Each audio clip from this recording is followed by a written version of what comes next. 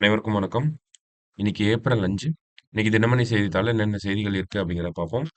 முதல் செய்தியில பார்த்தோம்னா, நமக்கு மூத்த குடிமக்கள் மற்றும் மாற்றுத்திறனாளிகள் வீட்டுக்கு சென்று வாக்களிக்கும் முறை. அதாவது நம்ம வீட்ல 85 வயதுக்கு மேற்பட்ட மூத்த குடிமக்களோ, இல்ல 40% மேல இருக்கக்கூடிய அந்த மாற்றுத்திறனாளிகள் ஓகேங்களா? அவங்களோட டிசபிலிட்டி வந்து 40%க்கு மேல இருக்கணும். அந்த மாரி இருந்தாங்க அப்படின்னா, அவங்களோட வாக்குகள தேர்தல் ஆணையம் வீட்டுக்கே வந்து வாங்கிட்டு போயிரும். சரிங்களா? அந்த ஒரு நடைமுறை தமிழகத்தில அந்த மாரி வாக்குகள் அளிக்கக்கூடிய அந்த ஒரு முறை அப்படிங்கிறது தொடங்கிருச்சு. ஏப்ரல் 18ஆம் தேதி வரைக்கும் இந்த ஒரு ஒரு முறை வந்து நடைமுறையில வந்து இருக்கும். சரிங்களா? ஸோ அப்படி வாக்களிக்கிறதுக்கு நம்ப என்ன பண்ணணும் அப்படின்னு பார்த்தோம்னா, தேர்தல் ஆணையம் வந்து 12டி அப்படின்னு சொல்லி ஒரு ஃபார்ம் வந்து சொல்லியிருந்தாங்க. ஓகேங்களா? தேர்தல் அறிவிக்கிறப்போ. அந்த ஃபார்ம் வாங்கி ஃபில் பண்ணி நம்ம தேர்தல் ஆணையத்துக்கிட்ட குடுத்தோம் அப்படின்னா நம்பளோட வீட்ல இருக்கக்கூடிய மூத்த குடிமக்கள் 85 வயதுக்கு மேற்பட்டவங்களும், மாற்றுத்திறனாளிகள் 40% இருக்கிறவங்களுக்கு. அவங்கலாம் வந்து இந்த முறையில வாக்களிச்சுக்கலாம். சரிங்களா? அந்த ஒரு நடைமுறை தொடங்கிருச்சு அப்படிங்கிறத சொல்லியிருக்காங்க. என்ன ஃபார்ம் அப்படின்னு கேட்டா, நமக்கு 12டி ஃபார்ம் அப்படிங்கிறது தெரியணும். சரிங்களா? அதான் நம்ம முதல் செய்தியில வந்து பார்க்குறோம். அடுத்த கட்டமா பார்த்தோம்னா திருக்குறள். இன்னைக்கு திருக்குறள்ல பார்த்தோம்னா, என்ன சொல்லியிருக்காங்க அப்படின்னா, "பொருளென்னும் பொய்யா விளக்கம் இருள் அறுக்கும் எண்ணிய தேயத்துச் சென்று." பொருளென்னும் பொய்யா விளக்கம் இருள் அறுக்கும் எண்ணிய தேயத்துச் சென்று அப்படின்னு சொல்றாங்க வள்ளுவர். பொருள் என்று சொல்லப்படுகின்ற நந்தா விளக்கு. நந்தா விளக்கு அப்படின்னா, அணையா விளக்கு நினைத்த இடத்திற்குச் சென்று உள்ள இடையூற்றைக் கெடுக்கும் அப்படின்னு சொல்றாங்க. அதாவது பொருள் என்று சொல்லக்கூடிய அந்த அணையா விளக்கு வந்து நம்ப நினைத்த இடத்துக்குச் சென்று அங்க இருக்கக்கூடிய இருள் எனும் துன்பத்தை வந்து ஒழிக்கும் அப்படிங்கிறது தான் இந்த குறளோட அர்த்தமாக இருக்கிறது. சரிங்களா? திருக்குறள் எண் 753 அதிகாரம் பொருள் செயல்வகை. அடுத்த கட்டமான செய்திகள்ல பார்க்குறப்ப, நமக்கு முக்கியமான செய்தியா இங்க ஒரு செய்தி குடுத்திருந்தாங்க. வாக்கு ஒப்புகைச் சீட்டு கருவிகளும், வழக்குகளும் அப்படின்னு குடுத்திருக்காங்க. அத பார்க்கறதுக்கு முன்னாடி, தேர்தல பத்தின ஒரு செய்திய வந்து குடுத்திருக்காங்க. முதல் தேர்தல் எப்படி இருந்துச்சு? இப்ப எப்படி இருக்க போகுது? அப்படின்னு. 1951, 52ஆம் ஆண்டுகளில் இந்தியாவில் முதல் நாடாளுமன்ற தேர்தல் நடைபெற்றது.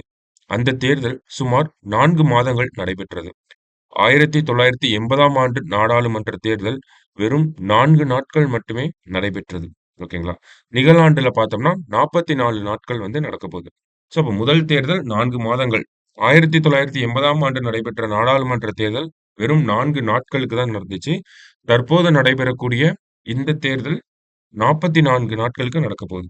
அப்போ ஒவ்வொரு தேர்தல்லயும் நம்ம தேர்தல் வாக்குகள வந்து அந்த முன்னாடி அந்த வாக்கு பெட்டகங்கள்ல போட்டுட்டு இருந்தாங்க. வாக்குச்சீட்டுகளா. அடுத்தது பார்த்தோம்னா, இப்ப மின்னணு வாக்குப்பதிவு இயந்திரங்கள் வந்துருச்சு. எலக்ட்ரானிக் வோட்டிங் மெஷின்ஸ் வந்துருச்சு. அதற்கூடயே நமக்கு 2014ல ஒரு விஷயத்த அறிமுகம் பண்ணி வச்சிருப்பாங்க. அதுதான் விவி பேட் அப்படின்னு சொல்றாங்க. தமிழ்ல அதுக்கு அ வாக்கு ஒப்புகை சீட்டு கருவிகள் அப்படின்னு சொல்றாங்க. வாக்கு ஒப்புகை சீட்டு கருவிகள் அப்படின்னு சொல்றாங்க. இங்கிலீஷ்ல voter verifiable paper audit trial அப்படின்னு சொல்றாங்க. அது என்ன வோட்டர் வெரிஃபையபிள் அப்படின்னு பார்த்தோம்னா, நம்ம அந்த வாக்குப்பதிவு இயந்திரத்தோட அந்த ஒரு மெஷின கனெக்ட் பண்ணி வச்சிருப்பாங்க. விவிபேட் மெஷின கனெக்ட் பண்ணி வச்சிருப்பாங்க.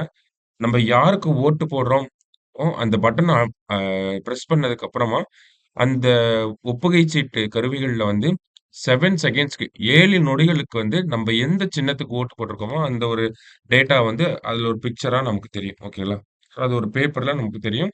நம்ப கண்ணாடி வழியா அத பார்ப்போம். ஓகேவா? எத்தன செகண்டுக்கு தெரியும்? 7 நொடிகளுக்கு வந்து தெரியும். ஓகேங்களா? விவிபேட் மெஷின்ல அந்த டிஸ்ப்ளே அப்படிங்கிறது 7 செகண்டுக்கு வந்து நமக்கு தெரியும். இதுல என்ன வழக்குகள் போடப்பட்டிருக்கு அப்படின்னு பார்த்தோம்னா, நமக்கு 2014ஆம் ஆண்டு இந்த ஒரு நடைமுறைய தேர்தல் ஆணையம் இந்திய தேர்தல்கள்ல அறிமுகப்படுத்துறாங்க.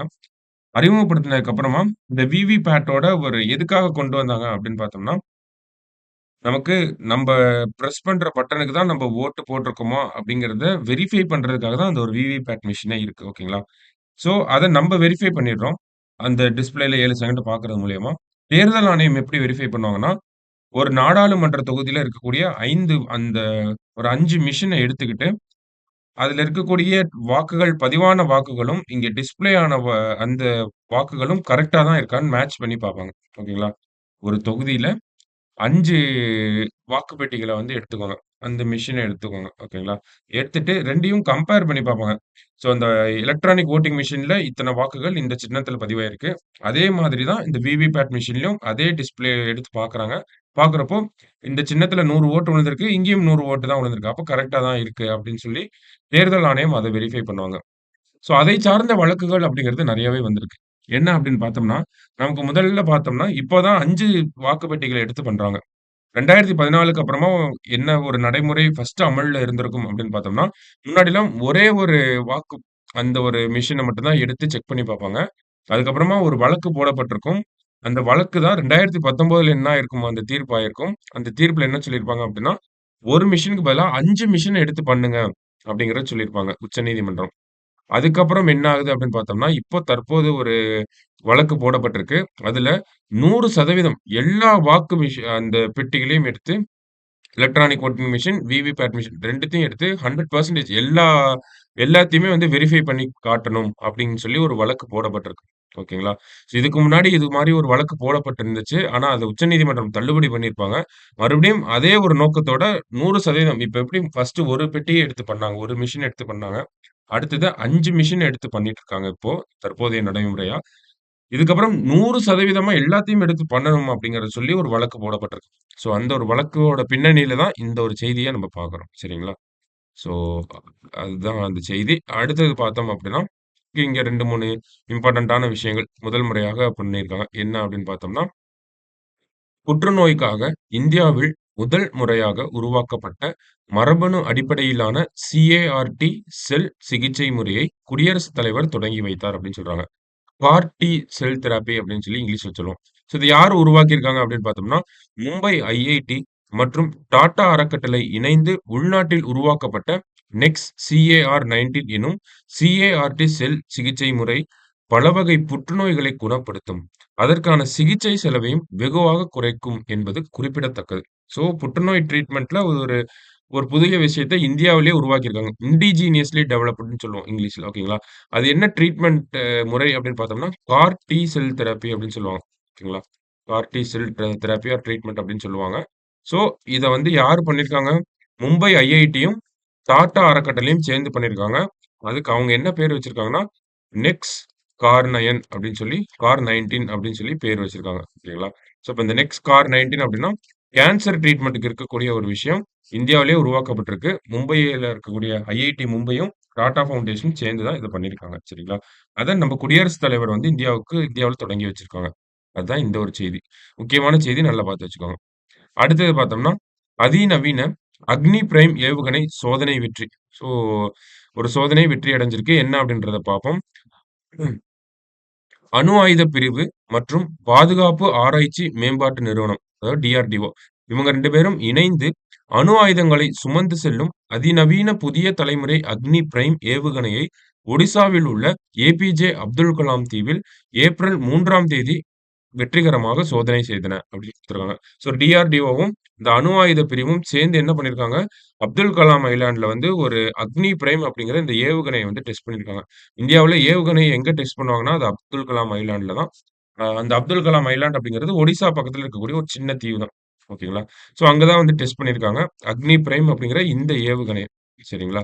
ஸோ இந்த ஏவுகணைய பத்தி பார்த்தோம் அப்படின்னா, 1000 கிலோமீட்டர் முதல் 2000 கிலோமீட்டர் வரையில் இலக்குகளை தாக்கக்கூடிய வகையில் இந்த ஏவுகணை வடிவமைக்கப்பட்டுள்ளது.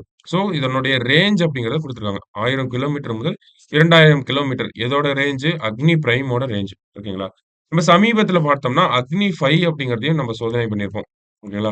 இந்த அக்னி 5 அப்படிங்கிறது இலக்குகள தாக்கிவிட்டு மறுபடியும் வரக்கூடிய அந்த ஒரு MIRV அப்படிங்கிற அந்த டெக்னாலஜிய பயன்படுத்தி பண்ணியிருப்பாங்க.